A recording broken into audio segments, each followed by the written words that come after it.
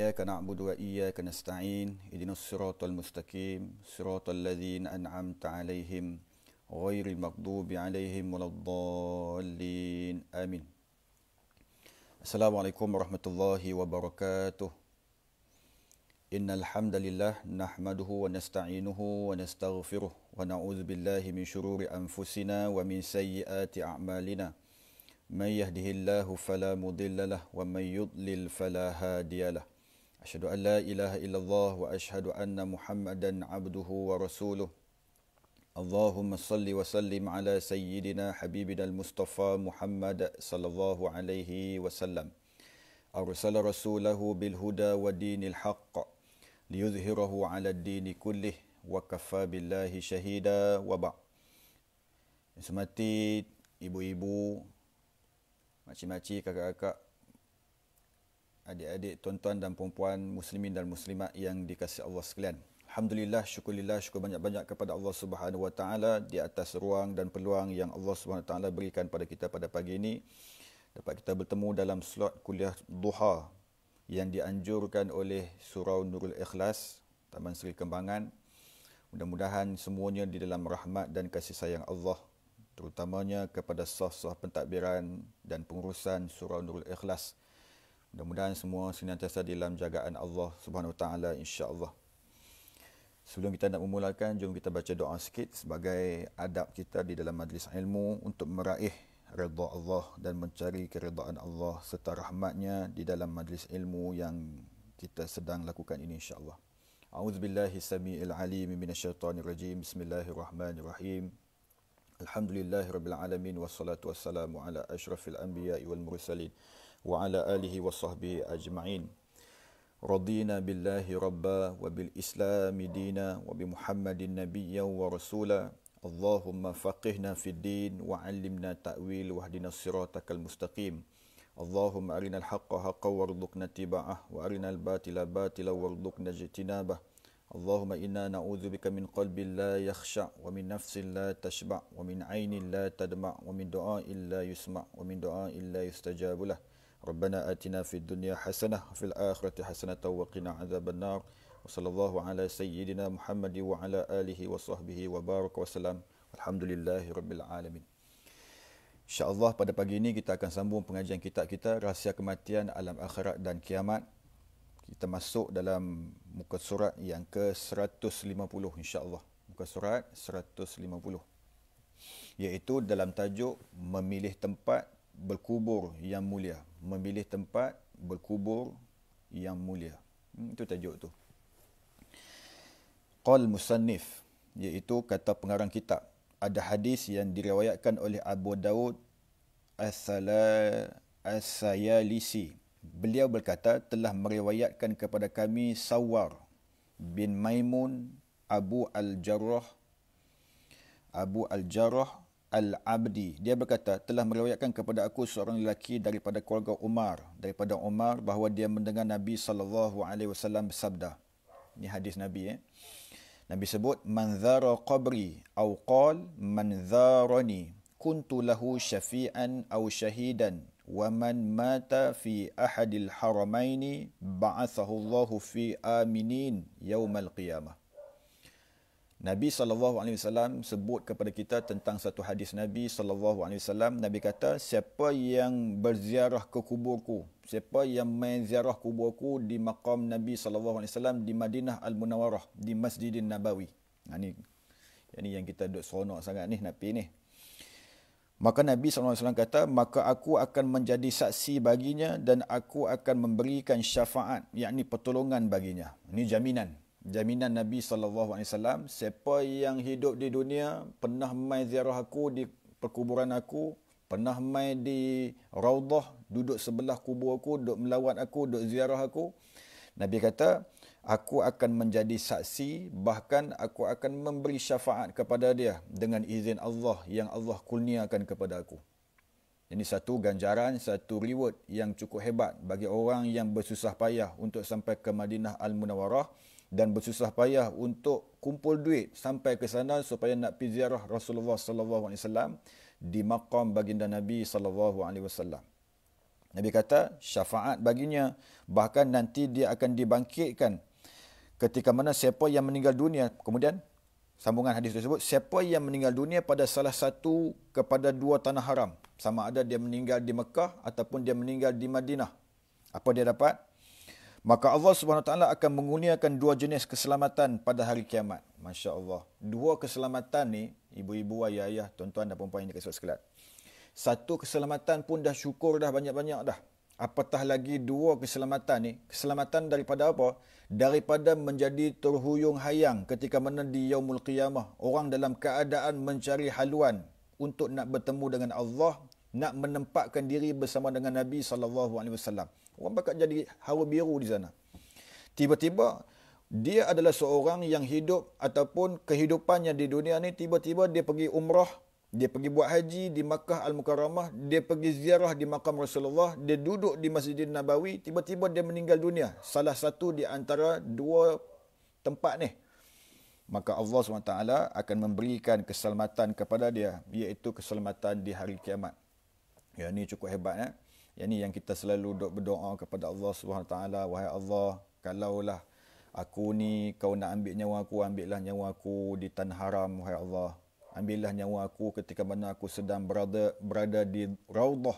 Ketika itu aku sedang sujud kepada Allah Subhanahu Wa Taala. Masya Allah. Kita doa macam-macam supaya kita nak mendapat kemuliaan Allah Subhanahu Wa Taala. Ibu-ibu, ayah-ayah, tuan-tuan dan puan-puan yang dikasihi sekalian. Ada suatu hadis yang diriwayatkan daripada Ad-Darul Qutni, daripada Hatib. Beliau mengatakan bahawa Nabi SAW bersabda, sesiapa yang menziarahi kuburku sesudah aku wafat, maka dia seolah-olah mengunjungiku ketika aku masih hidup. Sesiapa yang meninggal dunia pada salah satu dua tanah haram, maka akan diberikan dua keselamatan pada hari akhirat kelak. Masya Allah. Maksudnya, siapa yang pergi ziarah di makam Rasulullah, seolah-olah dia sedang melihat dan menziarah Rasulullah dalam keadaan masih hidup. Masya Allah, hebat. Hebat kan? Masya Allah. Mudah-mudahan Allah kurniakan rezeki kepada kita untuk sampai ke tanah suci, iaitu di Makkah Al-Mukarramah dan di Madinah Al-Munawwarah, untuk mendapat kelebihan-kelebihan yang mulia di sisi Allah Subhanahu Wa Taala. Kadang-kadang menjadi masalah kepada kita. Kita kadang-kadang kita buat, tak heran, ada setengah orang lah, bukan kita yang selalu duk pi ni. Setengah-setengah orang yang tak bisa sampai di Makkah Al-Mukarramah, setengah-setengah orang yang tak bisa sampai di Madinah Al-Munawwarah ni, bahkan dia tak ada langsung menjadi keutamaan pada tempat-tempat ni. Nabi SAW sebut, Nabi kata apa? Kamu hidup di dunia ni, kamu jangan lepas diri. Jangan kamu terlepas daripada peluang untuk kamu bersusah payah untuk sampai di tiga tempat ni. Tiga tempat ni, biar kita kena susah payah pun tak apa, biar sampai berhutang pun tak apa, yang penting kita sampai di sana. Apa dia tiga tempat tu? Iaitu Masjidil Haram di Makkah Al-Mukarramah. Yang kedua, kamu jangan terlepas pandang dan kamu jangan terlepas diri untuk sampai di mana? Di Masjidil Nabawi. Yang ketiga, kamu jangan terlepas diri kamu untuk sampai ke Masjidil Aqsa di Baitul Muqaddis. Tiga tempat ni, biar kita susah payah pun tak apa untuk nak sampai ke sana. Sebab Nabi SAW suruh kita bersusah payah untuk sampai ke sana. Biar kita nak berhutang pun tak apa. Yang penting kita dengan Allah SWT, biar Allah tengok kita tu bersusah payah untuk kita nak mendapat kemuliaan Allah. Biar. Di dunia tu memang macam ni. Kita hidup di dunia ni memang kita kena gadai segala apa yang ada pada diri kita. Kita kena berjihad apa yang Allah berikan kepada kita. Allah bagi apa kepada kita? Allah sebut dalam Al-Quran, dalam surah As-Saff. Allah kata apa? Allah kata apa? Ya ayyuhalladzina amanu hal adullukum ala tijaratin tunjikum min azabin alim. Tu'minuna billahi wa rasulih wa tujahiduna fi amwalihim. Sehingga Allah menyebut, Allah kata apa? Nak tak wahai peniaga-peniaga sekalian, pedagang-pedagang sekalian, businessmen, businesswoman sekalian, aku nak bagi tahu kepada hampa satu perniagaan yang boleh membahagiakan kamu daripada terkena azab Allah Subhanahu Wa Taala. Lalu Allah menjawab terus persoalan yang diajukan oleh Allah SWT kepada manusia melalui ayat tersebut, sehingga Allah SWT bagi tahu jawapan dia. Tu'minuna billahi wa rasulih wa tujahiduna fi amwalihim fi sabilillah. Sehingga dia kata, kamu menggadai segala apa yang ada di dunia ni. Gadai apa?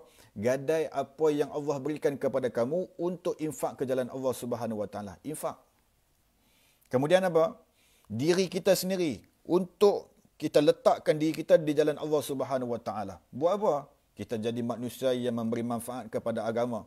Kita jadi manusia yang memberi manfaat kepada saudara seagama kita. Kita jadi manusia yang berbakti kepada sesama manusia. Kita menjadi manusia yang sebaik-baik manusia di kalangan manusia. Buat apa? Kita buat seperti mana yang Nabi kata, khairun nas anfa'uhum linnas. Ini yang paling mustahak. Muka surat 150. Ada orang tanya. Jadi ibu-ibu, ayah-ayah, tuan-tuan dan puan-puan yang dikasihi sekalian, Nabi kata sebaik-baik di kalangan kamu ialah manusia yang memberi manfaat kepada manusia yang lain. Yang paling bermakna, yang paling suka memberi manfaat kepada manusia, itulah sebaik-baik manusia. Sebaik-baik manusia, orang yang memberi manfaat kepada manusia yang lain. Contohnya dalam keadaan pandemik kita sekarang ni, kita buat apa? Kita pergi round satu taman kita, siapa yang gantung bendera putih. Kan sekarang ni isu bendera putih. Kan? So kita cari orang yang gantung bendera putih ni, kita beri bantuan, kita memberi pertolongan kepada dia untuk memanfaatkan apa yang ada pada kita supaya dia memiliki nikmat yang sepatutnya dia ada. Itu kita kongsi-kongsi nikmat kita.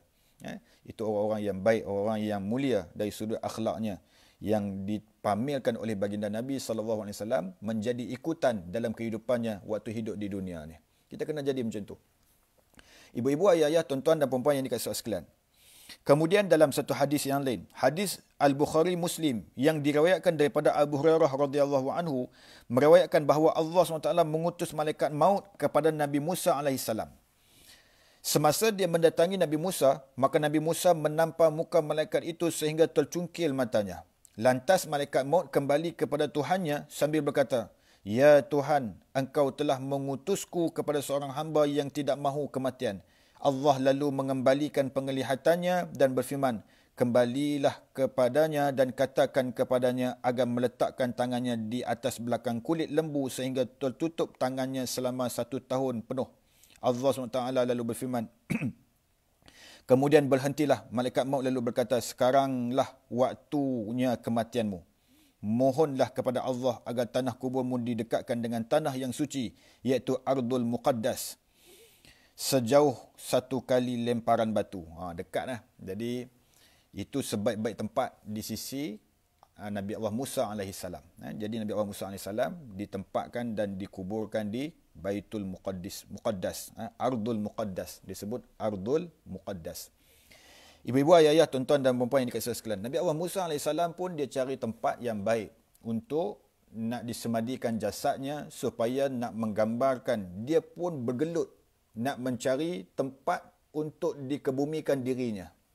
Sedangkan semuanya adalah perintah dan percaturan Allah Subhanahu Wa Taala yang sepatutnya kita minta kepada Allah Subhanahu Wa Taala atas kematian kita nanti untuk nak dikebumikan dan nak disemadikan di tempat yang mana. Kita kena tahu, ingat betul-betul, tempat kita nak meninggal dunia tu Allah saja yang tahu.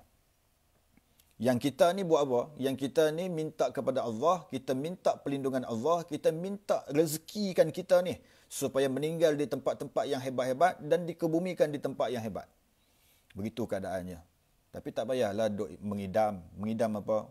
Wahai Allah, aku teringin nak disemadikan bersama-sama dengan makam-makam diraja. Tak payahlah. Itu tempat diraja. Kita bukan diraja punya keturunan. Kita ke bumi tempat biasa sudahlah. Cuma selagi dia akan ada satu perbahasan. Perbahasan dia akan menceritakan, menjadi tuntutan kepada kita untuk kita minta kepada Allah Subhanahu Wa Taala supaya disemadikan dan dikebumikan kita bersama-sama dengan orang-orang yang soleh di dalam perkuburan kita tersebut.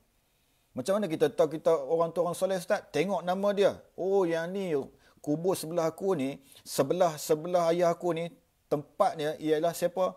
Oh, orang-orang alim dulu. Masya Allah. Kita jadi jiran kepada orang-orang yang soleh ketika mana nak disemadikan siapa-siapa nanti ketika mana dia sudah meninggal dunia. Jadi maksudnya pilih jiran kubur pun kena jiran yang soleh dan solehah. Bukan di dunia saja. Bahkan dalam keadaan kita hidup sekarang ni pun Allah suruh kita buat kebaikan di dunia. Nak mati pun Allah suruh kita buat kebaikan. Cari jiran yang soleh ketika mana nak dikebumikan nanti. Wah, macam tu. Kita duk ingat, kita duk hidup macam ni saja. Kita boleh duk buat amal-amal kebaikan. Kemudian kita bersama-sama dengan orang yang soleh. Tak, nak meninggal nanti, dah mati nanti pun Allah suruh kita cari orang-orang yang soleh supaya kita berada di sisinya, bersama-sama dengannya, menjadi jiran kita di alam barzakh. Nah, begitu keadaannya ya. Kemudian Rasulullah SAW lalu bersabda, jika aku berada di sana, maka aku akan memperlihatkan kepada kamu semua kuburnya di sebelah jalan di bawah bukit pasir. Suatu riwayat lain dinyatakan ketika malaikat maut mendatangi Nabi Musa AS, malaikat maut berkata, taatilah Tuhanmu. Lalu diceritakan bahawa Nabi Musa AS menampar mata malaikat maut sehingga matanya merkah, yakni tercungkil. Satu hadis daripada At-Tirmizi yang diriwayatkan daripada Ibnu Umar bahawa Nabi SAW bersabda, man istata'a an yamuta bil Madinah falyamut biha fa inni ashfa'u liman mata biha. Sadaqa Rasulullah SAW. Jadi maksudnya apa? Maksudnya Nabi kata, sesiapa dapat meninggal dunia di Madinah, hendaklah dia mati di kota itu, kerana aku akan memberikan syafaat kepada orang yang meninggal dunia di Madinah Al-Munawwarah. Masya-Allah, hebat. Ini orang-orang Malaysia kita pun dah ramai dah meninggal di Madinah. Kawan-kawan kita, Pak Haji kita, Mak Ajah kita, makcik-makcik kita, kawan-kawan kita, sahabat baik kita, sahabat sebaik sekuliah kita. Kadang-kadang dia pergi Madinah, dia pergi umrah. Tengok-tengok suami dia saja balik, isteri dia tak balik. Kita tanya dia, Pak Haji, mana orang rumah tak balik ke? Dia kata dia dah dikebumikan di perkuburan Baqi'. Masya-Allah. Hebat perkuburan Baqi', kan? Jadi dia bersama-sama dengan Nabi SAW di tanah suci, iaitu di Madinah Al-Munawwarah. Hebat, Jadi orang-orang macam tu. Sebab tu Nabi kata apa? Man istata'a, siapa yang mampu. Mampu ni maksud apa? Dia berdoa, dia berusaha, dia bersusah payah untuk sampai ke Madinah. Dia berdoa, dia bersusah payah, dia berusaha sehingga dia mencari kedudukan sampai kedudukan matinya di Madinah, maka Allah memakbulkan permintaannya, dia meninggal di Madinah. Setengah orang saya dengar cerita, ada jemaah di kawasan saya ni, dia pergi umrah. Bila dia pergi umrah, dia berada di Mekah dulu. Bila dia sampai di Mekah dulu, dia berdoa sungguh-sungguh. Dia berdoa sungguh-sungguh di Mekah, dia berdoa sungguh-sungguh di Masjidil Haram. Dia doa apa? Dia doa supaya Allah ambil nyawanya, iaitu ketika mana dia berada di Madinah Al-Munawwarah. Dia doa macam tu, supaya Allah ambil nyawa dia ketika mana dia sampai di Madinah Al-Munawwarah. Bila dia sampai di Madinah Al-Munawwarah, dia duduk dalam raudhah, dia sembahyang sunat, dia sembahyang tahajud, dia baca Quran, dia berdoa kepada Allah, wahai Allah, tibanya masa sekarang ini kau ambil nyawa aku. Allah Subhanahu Wa Taala makbul doa dia ketika mana dia berdoa di Makkah Al-Mukarramah. Sampai di Madinah, dia meninggal dunia dalam keadaan waktu tahajud, selesai dia baca Quran, dalam keadaan dia masih berwuduk, dalam keadaan dia berada di raudhah, dia meninggal di saat itu. Mulia sangatnya. Bila balik daripada tanah suci, sampai anak dia cerita keadaan ayah dia meninggal di sana. Hebat. Ayah dia muka berseri-seri, masya-Allah. Dipermudahkan urusannya ketika mana nak dikebumikan di Baqi'. Tak ada soal bicara apa dah, confirm Baqi', orang kata. Jadi pemudah sungguh urusannya di sana. Itu rezeki manusia-manusia yang terpilih, manusia-manusia yang berusaha untuk sampai tahap untuk dimatikan di sana. Tapi jangan duduk sana, kita sampai di Madinah, kita bunuh diri di sana. Yang tu lain macam. Yang tu tak betul cara macam tu. Biarlah kita berdoa kepada Allah supaya Allah ambil nyawa kita dalam keadaan husnul khatimah ketika mana di Madinah Al-Munawwarah kita berada di sana. Itu yang sebaik-baiknya. Jangan pergi bunuh diri di sana. Yang tu silap-silap ke tempat lain yang jadinya. Bukan ke Baqi', bahkan jadi ke tempat-tempat yang tak sepatutnya. Wa na'udzubillahi min zalik. Kemudian hadis ini disahihkan oleh Abu Muhammad Abdul Haq dalam Al-Muwatta'. Muwatta' ni apa? Kitab Imam Malik. Kitab hadis karangan Imam Malik. Okey.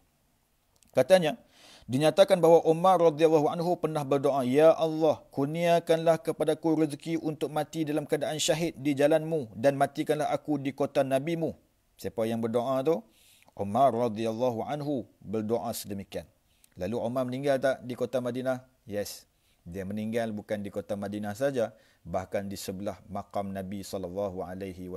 Umar Al-Khattab ni, dia sebelum Islam, dia adalah orang yang cukup ganas dan cukup samsing dia bersama dengan Rasulullah SAW. Dia samsing dia ni sampai dia kata apa?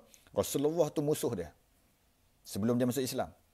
Dia kata Rasulullah tu musuh aku akan pergi bunuh dia, aku akan pancung kepala dia, aku akan sembelih dia, Rasulullah ni. Tengok. Ini yang kata Allah Subhanahu Wa Taala ni, yang Allah kata apa? Ya muqallibal qulub. Yang Allah ni Tuhan yang memberi hidayah. Yang Allah kata apa? Innaka la tahdi man ahbabta walakinallaha yahdi man yasha. Allah kata. Allah kata apa? Wahai Rasulullah, hang tak boleh bagi hidayah pada siapa-siapa. Aku sendiri yang kerja aku, yang suka duk memberi hidayah kepada siapa-siapa yang aku nak. Hang tak boleh, wahai Rasulullah. Maka Allah memutarkan hati Sayyidina Umar Al-Khattab daripada hati seorang yang kufur menjadi seorang hati mukmin, muttaqin dan mukhlisin dan mujahidin. Masya Allah. Lalu Umar Al-Khattab apabila dia mendapat hidayah Allah Subhanahu Wa Taala, maka dia berjabat dan berbai'ah dengan Nabi SAW sehingga dia berkata, aku berbai'ah kepada engkau wahai Rasulullah, aku berjanji aku akan mempertahankan Islam dan aku akan mempertahankan kesucian Islam serta mempertahankan kemuliaan yang ada pada engkau wahai Rasulullah. Dia bukan tahan Islam saja, bahkan jasad Rasulullah dia menjadi mempertahankan jasad Rasulullah SAW.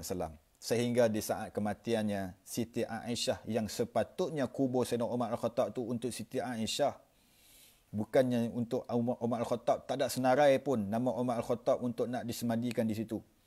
Tetapi Siti Aisyah memberikan peluang dan ruang kepada siapa? Kepada Umar Al-Khattab, mengalah dia untuk seorang sahabat Nabi yang bernama Umar Al-Khattab. Masya Allah. Ini orang hebat. Orang hebat. Jadi ibu-ibu, ayah-ayah, tuan-tuan dan puan yang dikasihi sekalian. Kemudian, Sa'ad bin Abi Waqqas berkata, dan Sa'id bin Yazid pernah berpesan agar membawa jenazah mereka apabila mereka sudah meninggal dunia ke sebuah lembah di daerah perkuburan Baqi', perkuburan di Madinah, dan dikebumikan di Madinah. Ini pesan-pesan sahabat-sahabat Nabi lah. Kalau mereka meninggal dunia, dia pesan siap-siap dah, tolong kebumikan kami di Baqi'. Maksudnya apa? Mereka meminta supaya dikebumikan bersama-sama tempat orang yang soleh di situ. Demikianlah kemuliaan dua tanah haram dan Allah SWT maha mengetahui dengan kemuliaan yang mereka ketahui di sana. Kemudian muka surat 152, diriwayatkan Allah Subhanahu Wa Taala memberikan keutamaan kepada kota Madinah. Tidak ada yang dapat menyangkalnya, namun tidak semua mengetahuinya. Seandainya perkara itu tidak tercapai, maka memilih kubur di sebelah kubur para orang yang soleh dan mulia di antara para syuhada dianggap telah memadai. Dia kata apa? Pengarang kitab ni, Imam Al-Qutubi, dia kata, kalau kita bersusah payah untuk nak dikebumikan di Makkah dan di Madinah Al-Munawwarah kita tak dapat, memadailah kita ada harapan dan ada cita-cita untuk dikebumikan di sebelah siapa? Di sebelah para ulama, para orang yang soleh. Para orang yang soleh, para solihin. Kita cari kubur yang mana-mana. Pesan ke anak kita nanti bila mak meninggal, bila ayah meninggal, tolong kebumikan di sebelah kubur tu. Kubur Haji apa? Nak sebut Haji apa? Haji Ismail tu. Dia tu Tok Imam besar tu. Tok Imam besar Masjid Negara. Kebumikan kubur mak sebelah dia. Masya-Allah. Jadi dia ambil kesempatan tu untuk dikebumikan sebelah orang yang soleh. Ataupun orang yang mulia di antara para syuhada. Ataupun kita tengok orang yang syuhada meninggal dunia dalam keadaan pertempuran, dalam keadaan mati syahidnya, kita tanam di sebelah kubur-kubur tok-tok wali, masya-Allah. Yang itu pun boleh memadai, telah memadai bagi kita. Supaya menjadi jiran kepada orang-orang yang soleh dan solehah untuk kita selamat di alam barzah, berjirankan dengan orang yang soleh. Kemudian diriwayatkan daripada Ka'ab bin Al-Ahbar ketika dia bertanya kepada beberapa orang penduduk Mesir, apakah yang kamu semua perlukan? Mereka menjawab, kami memerlukan satu kantung tanah dari bukit Mukhattam, iaitu nama bukit di Mesir. Lalu aku, yakni Ka'ab bin Ahbar berkata kepadanya, semoga Allah mengasihi kamu semua. Apa yang kamu semua mahu lakukan dengan tanah itu? Mereka menjawab, kami mahu meletakkannya di atas kubur kami nanti. Lalu dia berkata kepada orang-orang itu, kamu semua berkata demikian padahal kamu semua berada di Madinah. Bukankah dinyatakan bahawa Baqi' seperti yang diceritakan tentang fadilatnya? Mereka menjawab, kami menemui dalam kitab suci sebelumnya bahawa tempat suci terletak antara Khashir dan Yahmum. Masya Allah. Ini tempat di kalangan para-para Nabi dululah. Dia nak ambil keberkatan para-para Nabi itu, tanah kesan daripada tanah pijakan daripada kaki-kaki Nabi dahulu, mereka nak ambil tanah tersebut untuk nak diletakkan bersama-sama di atas tanahnya, disebabkan nak tanam di mana? Di Mesir. Duduk di Mesir, nak jauh, nak pergi Madinah, nak bercita-cita mati di Madinah, bukan dia kata. Lah kali dia kata, ambil tanah yang ada barakah tersebut, letak di atas tanah kami nanti, waktu kami meninggal dunia. Bubuh dalam satu bekas, nanti kami meninggal dunia, buat keluar daripada bekas tersebut, letak di atas kami. Nak bagi tahu tentang kemuliaan tanah tersebut. Ada yang berpandangan sedemikian. Ada yang berpandangan sedemikian. Okey. Jadi maksudnya apa? Tempat yang paling suci, Makkah, Madinah, Al-Munawwarah dan Baitul Muqaddis, ataupun disebut sebagai Ardul Muqaddas. Tiga ni cukup mulia. Lagi nanti kalau pergi Mekah tak payahlah bawa balik tanah pula. Yang tu bahaya tu. Kan? Pergi haji bawa balik batu, pergi umrah bawa balik pokok, bawa balik tanah daripada Makkah Al-Mukarramah. Yang tu bahaya tu. Jangan buat macam tu. Cukuplah kita hanya memadai, kita berjirankan dengan orang yang soleh, orang yang mulia, ketika mana nak disemadikan kita di alam kubur, bersama-sama berjirankan dengan orang yang soleh dan solehah, orang yang mulia, orang yang syuhada, orang yang alim, sedemikian. Kemudian, persoalan, tajuk yang baru, iaitu benarkah suatu tempat dapat menyucikan seseorang? Ini perbahasan dia. Ini perbahasan dia. Dia kata apa? Para ulama berpendapat tempat tertentu sebidang tanah tidak dapat menyucikan dan membersihkan seseorang, dan yang dapat membersihkan kotoran dosa seseorang adalah bertaubat kepada Allah dengan sebenar-benarnya, iaitu taubatan nasuha disertai dengan perbuatan baik. Yang ni dia mula perbahasan dia. Dia kata apa? Tempat ni tak boleh jadi apa pun. Tanah ni tak boleh menyucikan siapa-siapa pun. Nak sucikan siapa-siapa ni mesti dengan taubat nasuha. Dia berpandangan sedemikian. Boleh pakai tak pandangan tu? Boleh. Sebab apa boleh pakai, Ustaz? Sebab dia ada sandaran dia. Dia kata apa? Nak sucikan ni macam mana? Taubat nasuha, kemudian buat perangai yang baik. Buat perbuatan-perbuatan yang baik. Boleh menyucikan orang tu daripada segala dosa. Okey, itu kita terima pandangan yang pertama. Mari kita tengok pandangan yang kedua. Apa maksud tanah yang dapat menyucikan itu? Hanya berlaku apabila seorang hamba telah melakukan kebaikan di atas tanah itu, maka akan berlipat ganda keuntungannya baginya dengan kemuliaan tanah itu yang dapat menutup keburukannya dan memberatkan timbangan kebaikannya sehingga membantu masuk syurga. Maksudnya apa? Dia berbakti kepada tanah tersebut. Contohnya dia buat apa tanah ni, Ustaz? Dia membina masjid di atas tanahnya. Itu antaranya lah. Berbakti kepada tanah dengan apa? Dengan meletakkan sesuatu benda yang bermanfaat di atas tanah tersebut supaya menjadikan jariah kepada dirinya setelah dia meninggal dunia nanti. Contohnya apa? Buat masjid, buat pusat tahfiz. Ada sumbangan. Ada donation daripada dia, ada duit daripada dia yang disumbangkan dalam pembinaan masjid dan mahat-mahat tahfiz ataupun sekolah-sekolah agama ataupun tempat-tempat yang boleh memberi manfaat kepada orang yang lain. Itu maksudnya berbakti kepada tanah. Bukan kita berbakti pada tanah tu, kita tulis bakti kat tanah tu. Kita tulis tanah, bakti. Tak, bukan macam tu. Yang tu tak betul. Kemudian, kata pengarah kitab ni lagi, itulah maksud perkataan menyucikannya. Ketika seseorang meninggal dunia dengan makna kemuliaan tanah suci mengikut perbuatan baiknya dan tanah tersebut bukanlah faktor utama yang menyucikannya. Maksudnya apa? Mengikut perbuatan baiknya. Buat perbuatan baik lah. Buat apa di dunia ni? Banyak dia buat baik. Dia suka bagi orang makan, dia suka bersusah payah menyediakan makanan kepada orang yang pergi menuntut ilmu, dia rajin beribadah kepada Allah, dia suka buat baik kepada orang, dia suka membesarkan sunnah-sunnah Nabi SAW, dia tak pernah tinggal zikrullah, dia tak pernah tinggal Al-Quran untuk dibacanya, dia tak pernah tinggal solat tahajud setiap malam, dia tak pernah tinggal solat witir setiap malam, dia tak pernah tinggal infak fisabilillah setiap hari, masya-Allah. Dia tak pernah tinggal majlis-majlis ilmu setiap hari untuk dia berada dalam majlis ilmu, masya-Allah. Mudah-mudahan ibu-ibu, ayah-ayah yang bersama-sama dengan kita pada pagi ini, semuanya dalam rahmat Allah disebabkan dengan komitmen yang cukup hebat bersama-sama dalam majlis ilmu yang penuh barakah ni. Mantap ha? Hari ini penuh, full, 100 saja. 100 orang penuh dalam Google Meet.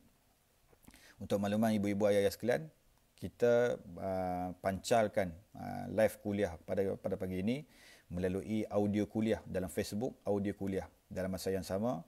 Untuk makluman kepada sahabat-sahabat di FB audio kuliah, kuliah kita ini berlangsung secara Google Meet sama dan melalui audio kuliah sama.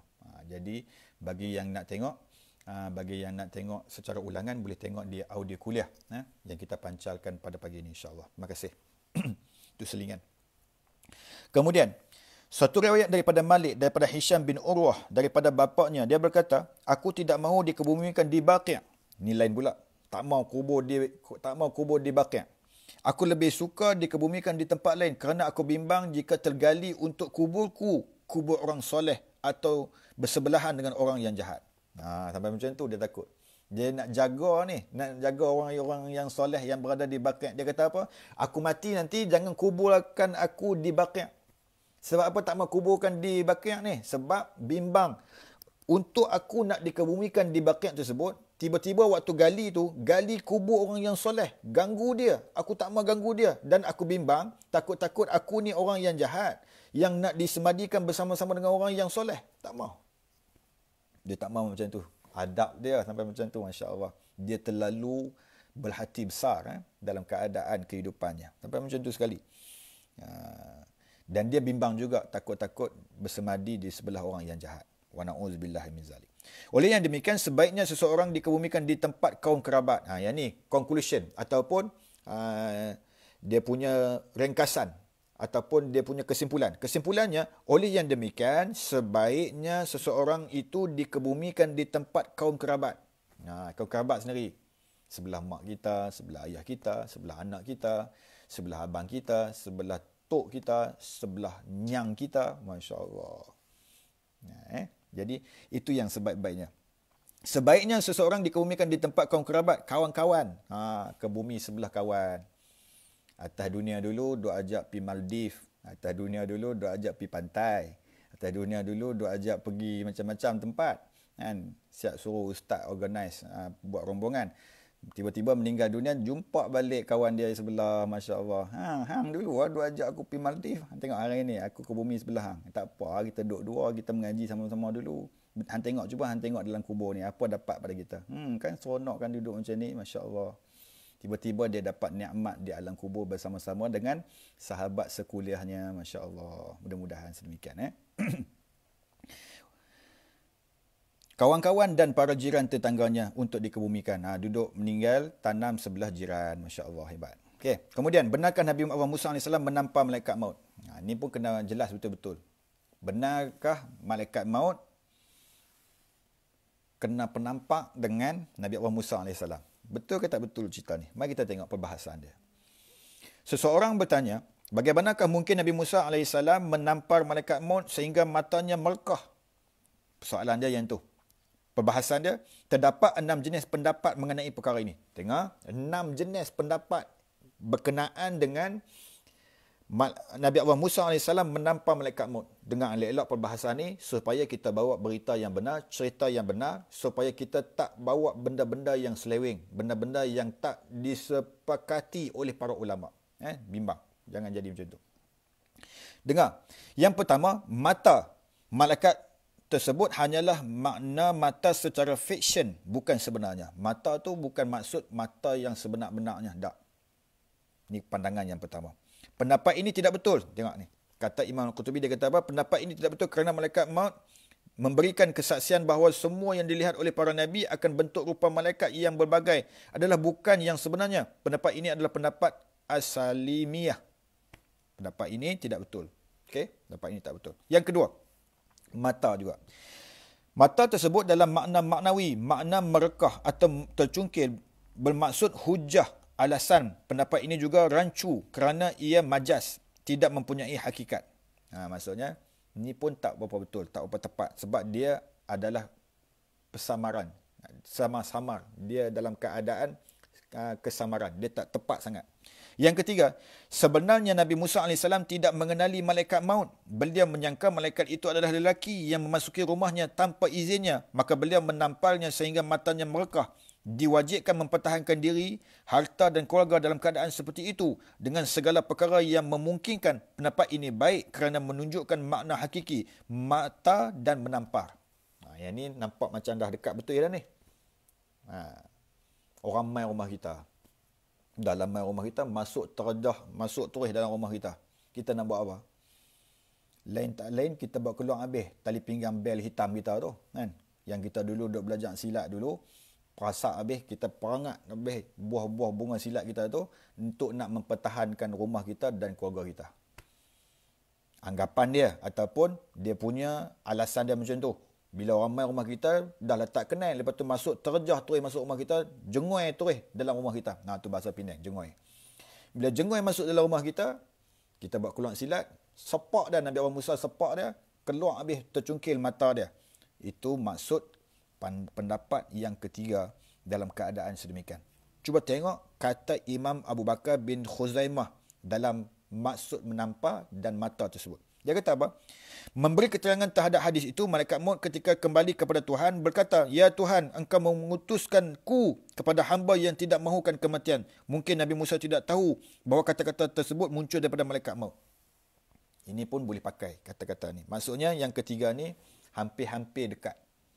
Hampir-hampir betul. Hampir-hampir menepati apa yang dimaksudkan dalam hadis tersebut. Jadi maksudnya betul lah. Yang keempat, Nabi Musa AS adalah orang yang cepat marah. Pula dah. Tengok Sehingga kerana begitu marahnya, dia sehingga menampar malaikat maut. Tapi dia ada satu syarahan yang lain. Ibnu Arabi memberikan pendapat ini dalam bukunya Al-Ahkam. Perkataan ini batal.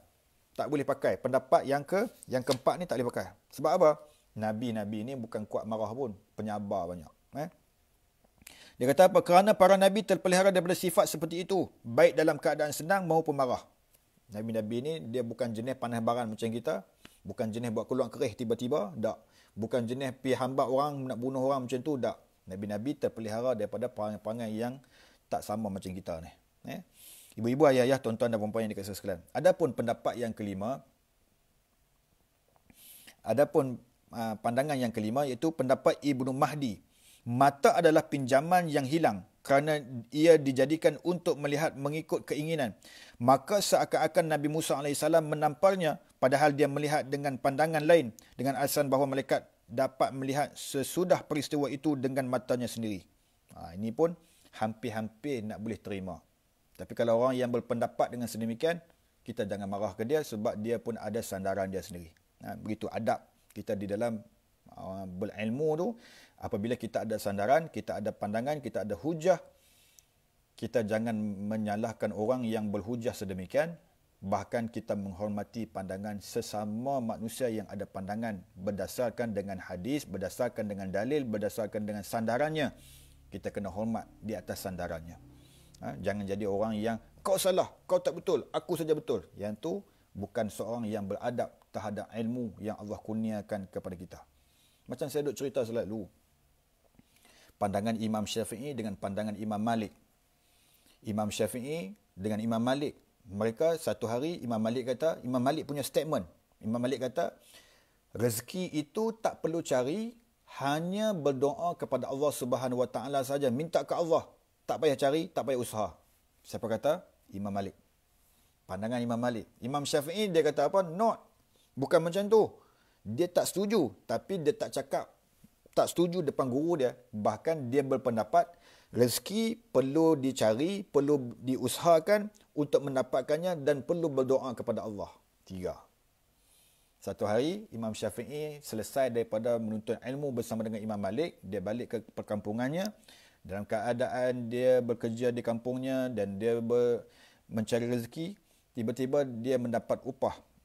Bila dia mendapat upah, Lalu dia teringat kepada gurunya Imam Malik.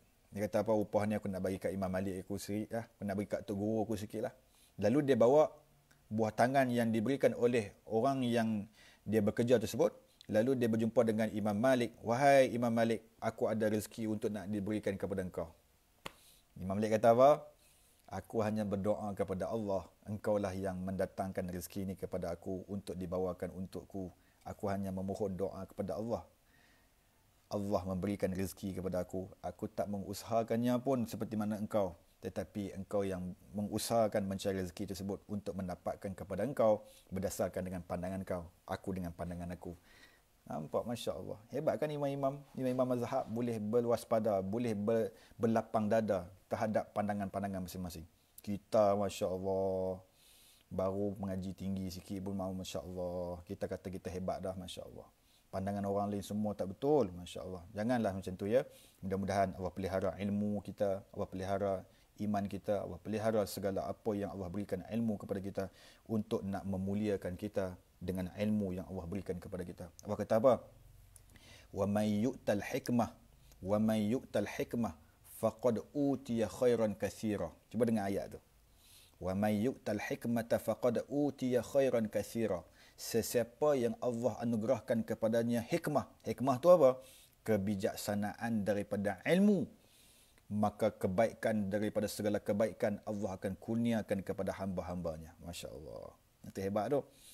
Sebab tu kena ada ilmu dan kena hidupkan ilmu itu dalam kehidupan kita. Biarlah kita hidup di dunia ni, ilmu kita itu membimbing kita.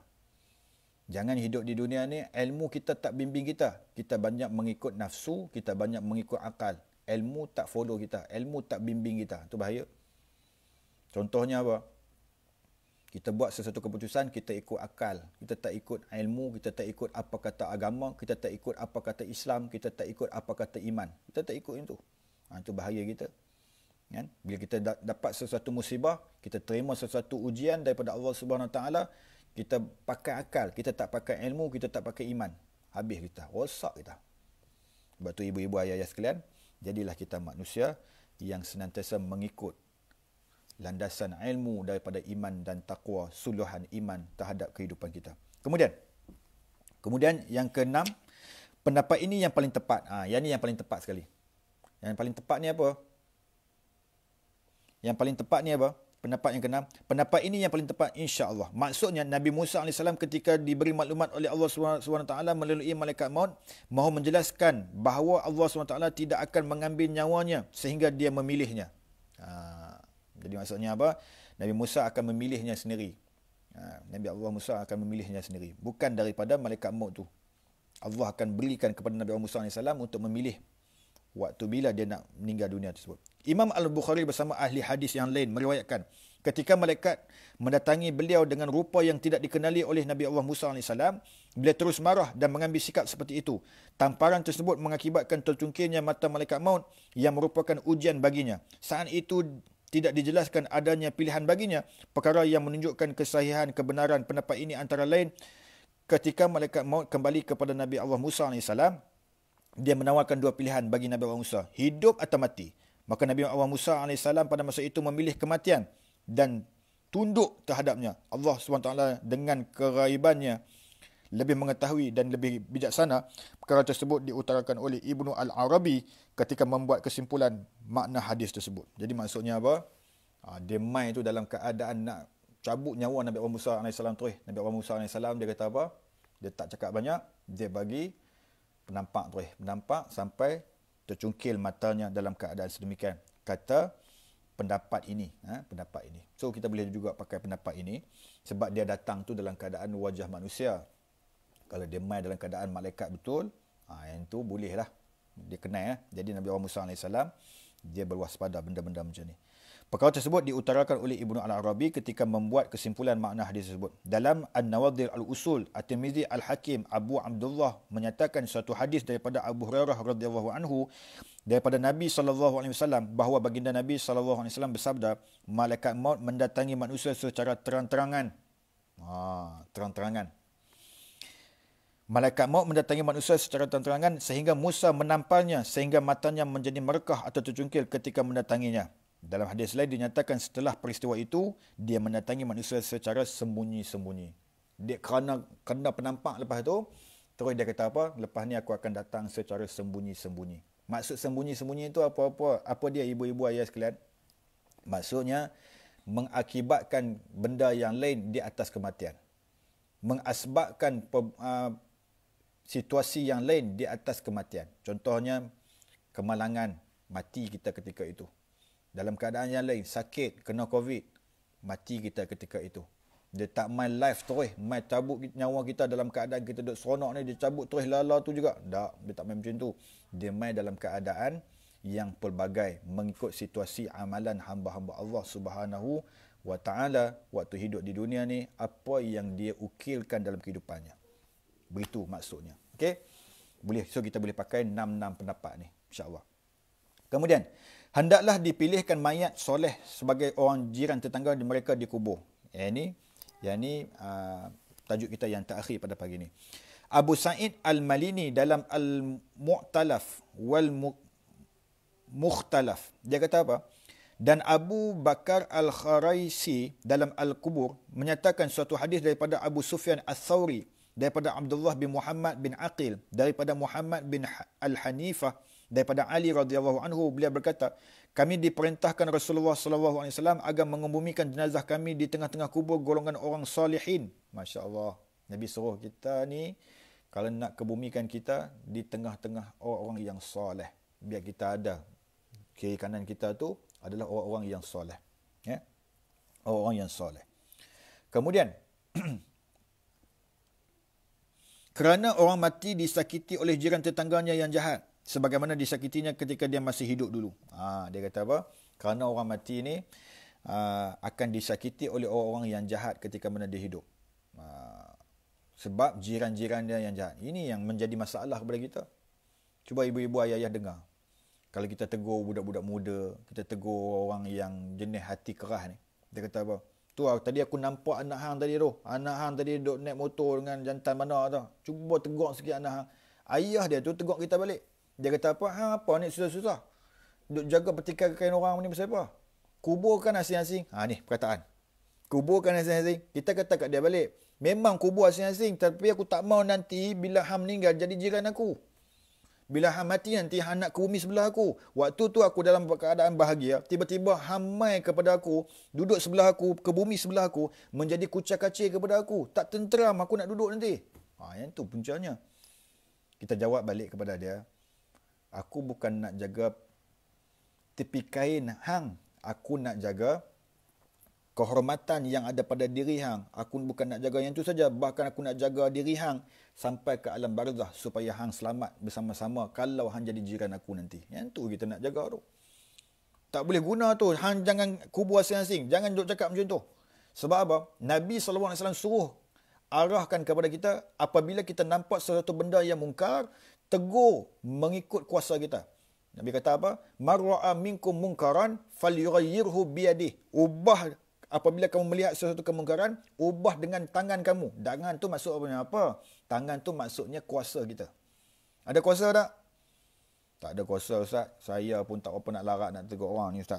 Biar pilah kat depa, saya halal je lah. Saya buat nampak tak nampak je. Yang tu kita lemah tu. Iman lemah lah kalau orang jenis macam tu. Tak mampu dengan tangan. Fa illam yastati' fabi lisan ni. Buat apa? Cakap dengan lisan. Cakap dengan lisan. Cakap, ni adik tak boleh buat macam ni adik. Ni benda-benda haram ni jangan dok buat. Nanti bahaya ni dalam kehidupan ni kalau dok buat benda-benda macam ni. Baik pakcik, terima kasih pakcik. Terima kasih makcik. Terima kasih ustazah. Terima kasih ustaz. Tegur dia. Lisan pun tak mampu cakap Ustaz. Fabi qalbih. Lidah tak boleh cakap. Kuasa pun tak ada. Dalam hati saja. Duduk bersarang dalam hati. Dalam hati ni dia rasa macam mana? Rasa macam tak apa seronok. Orang duk buat benda-benda mungkar, benda-benda maksiat depan mata dia ni. Hati dia ni memberontak. Rasa macam susah hati. Bila orang duk buat benda-benda yang mungkar ni, dia duk jadi susah hati. Dia nak tegur tak berani. Dia nak cakap tak berani. Dia nak marah tak berani. Hati dia duk simpan. Nabi kata apa? وَذَلِكَ أَضْعَفُ الْإِيمَانِ. Itulah selemah-lemah iman bagi orang yang hanya sekadar di level hatinya saja untuk menegur segala kemungkaran yang berlaku di hadapannya. Bolehlah kita nak cek balik level kita macam mana. ibu-ibu ayah-ayah sekalian, nak check level kita, iman kita kuat tak kuat, tengok bagaimana kekuatan kita untuk nak menegur di atas sesuatu kemungkaran yang berlaku di hadapan mata kita. Kalau setakat dalam hati saja, iman kita lemah. Seperti mana yang disebut oleh baginda Nabi SAW. Ustaz, kalau macam tu Ustaz, kami kalau nampak lepas ni Ustaz, tak biar dah Ustaz, mulai pukul 10 pagi ni Ustaz, kami akan jadi orang yang suka menegur orang buat salah depan mata kami. Okey? Nak tengok? Jadi, sekadar mana yang kita mampu, kita buat. Jangan kita tak ada langsung. Apatah lagi tak ada langsung dalam hati. Dalam hati pun tak ada langsung rasa nak marah kepada orang yang buat maksiat. Yang tu lebih teruk lagi. Yang tu pun Nabi kata, kalau yang bersarang dalam hati, marah dalam hati pun, itu selemah-lemah iman. Apatah lagi tak ada hati langsung nak marah. Itu level mana tu. Jadi maksudnya, usahalah ke arah untuk meningkatkan kualiti iman kita melalui menegur di atas benda-benda yang mungkar, yang berleluasa di hadapan mata kita. InsyaAllah. Kemudian, sikit lagi. Nabi SAW bersabda, dalam satu hadis yang diriwayatkan oleh Ibnu Abbas, radhiyallahu anhuma. Ibn Abbas ni bukan challenge orang. Ibn Abbas ni seorang sahabat Nabi yang didoai oleh baginda Nabi SAW. Nabi doa apa kepada dia? Waktu dia lahir dulu, Nabi pergi doa kepada dia. Nabi doa, Allahumma allimhul kitab wa allimhul hikmah. Allahumma allimhul kitab wa allimhul hikmah. Nabi pergi doa kepada dia. Ini doa yang sepatutnya kita pergi doa kepada bayi-bayi yang baru lahir, yang apabila kita pergi ziarah di rumah-rumah orang yang baru lahirkan anak, pergi doa benda ni. Pegang kepala dia, ujung kepala dia tu, pegang ke ubun dia tu, doa, Allahumma allimhul kitab wa allimhul hikmah. Ya Allah, alimkanlah dia ni dengan Al-Quran. Alimkanlah dia ni dengan kebijaksanaan ilmu. Macam tu. Itu yang didoai oleh baginda Nabi kepada Ibnu Abbas radhiyallahu anhuma. Ternyata Ibnu Abbas radhiyallahu anhuma ini orang yang alim dengan Al-Quran, orang yang alim tentang tafsiran Al-Quran, orang yang begitu banyak ilmunya tentang Al-Quran dan hadis Nabi sallallahu alaihi wasallam. Hebat Ibnu Abbas radhiyallahu anhuma. Ibnu Abbas kata daripada Nabi sallallahu alaihi wasallam, jika salah seorang kamu meninggal dunia, hendaklah kamu semua memperelokkan kain kafannya. Nampak tu, dengar tu? Perelokkan kain kafannya. Jangan cincai-cincai je. Orang kata 3, dia pergi buat 1 je. Itu cincai tu. Orang kata 3, dia pergi buat 7. Itu serabut pula. Orang kata 3, dia pergi buat 5. Dia pergi buat 2 saja. Jadi kita sempurnakan, percantikkan kain kafan tersebut. Sebab apa? Segera menunaikan wasiatnya. Ini benda yang berlaku kalau meninggal dunia, ini yang kena ambil berat. Yang pertama, elokkan kain kafan. Yang kedua, segerakan menunai segala wasiatnya. Mendalamkan kuburnya. Yang ketiga, mendalamkan kuburnya. Dan yang keempat, menjauhkannya daripada jiran tetangga kubur yang jahat. Pastikan kiri kanannya bukan orang yang jahat. Macam mana nak tahu Ustaz orang jahat? Tak tahu lah. Sekarang ni kita di Malaysia pun kita tak tahu ni kubur orang jahat ke kubur orang baik. Tengok nama lah, kok-kok kenal. Kalau macam satu daerah di Selangor ni, dia berpusu-pusu. Satu perkuburan tu kongsi bermacam-macam jenis ahli-ahli qaryah masjid, macam-macam. Jadi, kita tak apa nak kenal sangat. Tapi kita boleh tanya-tanya, ini kubur siapa? Ini kubur siapa ya? Kubur 69 ni. Kubur 69 ni jangan main-main. Dia ni mati bunuh diri. Mati bunuh diri. Na'udzubillah. Saya nanti minta tanam tempat lain. Ada tak kubur-kubur ustaz kat sini? Kubur ustaz mana nak cari? Alah, kubur ustaz-ustaz lah. Ustaz mana? Ustaz Datuk Ismail Kabus kat mana? Dia bercari macam tu. Saya nak tanam dekat-dekat dengan dia. Minta macam tu. Request. Dia kata, siap pula ahli kubur pula kata, kalau nak tanam sebelah dia, bayaran kena tinggi. Main duit pula kat situ. Jangan duk jadi bisnes pula kat situ. Wa na'udzubillah. Jadi maksudnya apa? Disuruh untuk mencari jiran tetangga kubur yang baik.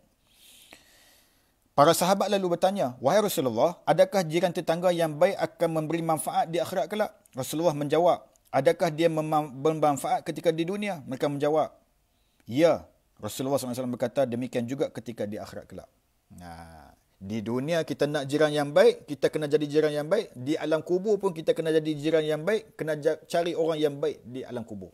Maksudnya, bukan sewenang-wenangnya, bahkan menjadi tuntutan kepada kita untuk mengkebumikan kita nanti bersama-sama dengan berjiran dengan orang-orang yang soleh, orang yang orang yang baik, orang para syuhada, para salihin. Di alam kubur pun sedemikian dituntut oleh baginda Nabi sallallahu alaihi wasallam. Sabda Nabi sallallahu alaihi wasallam, "Adfinu mautakum wasata qaumin salihin, fa innal mayyita yata'adza bil jari su." Sedekah Rasulullah sallallahu alaihi wasallam. Cuba tengok hadis ni. Nabi kata, "Kebumikan mayat kamu semua di tengah-tengah golongan soleh, kerana mayat disakiti oleh jiran tetangganya yang jahat." Jadi maksudnya apa? Kebumikan bersama-sama dengan jiran-jiran kubur yang soleh. Begitu keadaannya. Wallahu ta'ala a'lam. Habis kuliah kita pada pagi ini. InsyaAllah minggu depan kita masuk tajuk baru, iaitu nasihat para solihin. Nasihat para solihin. Ini kita tengok, kita dengar nasihat para solihin ni macam mana yang dinasihat oleh pengarang kitab ni kepada kita sekalian, supaya kita jadi manusia yang senantiasa berjaga-jaga waktu kita hidup di dunia ni, dan sampailah di alam barzah kita pun berjaga-jaga untuk dikebumikan di alam barzah bagaimana keadaan kita. InsyaAllah yang tu minggu depan kita masuk tajuk baru, nasihat para solihin. Tolong catat 155, tajuk nasihat para solihin. Wallahu ta'ala a'lam. Itu saja ibu-ibu, ayah-ayah sekalian, tuan-tuan dan perempuan, muslimin dan muslimat yang dikasihi Allah sekalian. Habis dah. Cukup dah tu, habis dah. Boleh dah tunjuk-tunjuk muka dah tu. Ya. Hmm.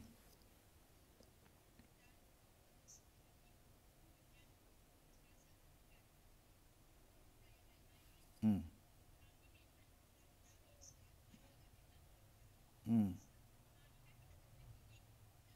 Hmm. Hmm. Betul. Betul. Betul. Kalau dekat Malaysia kita memang macam tu dah sekarang ni. Jadi kita pun tak boleh nak pilih, dan kita dah ditetapkan nombor apa dah. Bila dah meninggal, orang kata ni nombor dia ni kubur yang baru gali tadi 144. Pergi situ. Habislah. Kita tak boleh pilih dah. Itu antara nikmat yang ditarik. Betul lah. Saya setuju. Nikmat yang ditarik. Tapi kalau tak adalah tempat lain dah kan. Orang kata apa? Kalau macam dekat perkuburan dekat rumah saya ni, kubur dah penuh. Cuma ada dua kubur kosong khas kepada orang-orang yang pernah jadi imam dekat masjid dekat dengan rumah saya ni. Yang tu insya-Allah tu ada harapan. Ada harapan. Ada lagi dua kubur lagi kat situ kosong untuk tok imam masjid dekat dengan rumah saya ni. Itu memang untuk tok imam je. Walaupun dah penuh dah, tak ada kebumi dah kat sini. Jadi ada kosong lagi untuk dua tok imam kat situ. Jadi tok imam mana yang mati dulu, bolehlah tanam di situ. Okey, lain soalan? Ada soalan tak?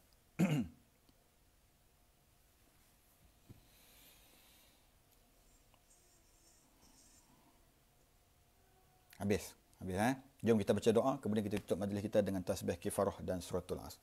A'udzubillahi samiil alim minasyaitonir rajim. Bismillahirrahmanirrahim. Alhamdulillahirabbil alamin wassalatu wassalamu ala asyrafil anbiya'i wal mursalin wa ala alihi washabbihi ajmain.